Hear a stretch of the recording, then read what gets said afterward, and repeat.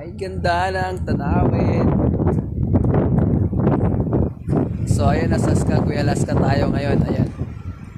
Nandun yung puerto. Galing sa port papunta dito sa downtown.